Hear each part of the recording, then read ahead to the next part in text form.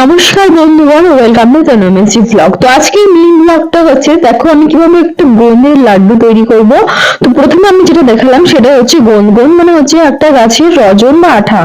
আর তো সেটা বানানোর জন্য দেখো এখানে নিয়েছিলাম নারকেল গুঁড়ো, যেটা রেডিমেড পাওয়া যায়। এটা হচ্ছে পোস্ত দানা, এটা তো বাঙালিরা সবাই জানে। আর ছিল কাজু, বাদাম, নানা রকমের মাখানা।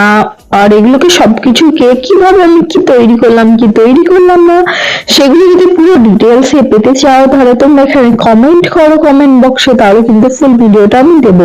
তো এই যে সবকিছু আমি ঘিয়ে একদম প্রপার একদম পিওর ঘিতে আমি সবকিছু একটু করে ভেজে নিয়েছিলাম।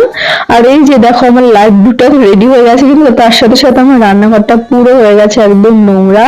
তো সবকিছু আমাকে আবার পরিষ্কার করতে হবে। কিন্তু লাড্ডুটা হয়েছিল একদম খেতে দারুণ। আর এই যে দেখো কি সুন্দর। তো এরকম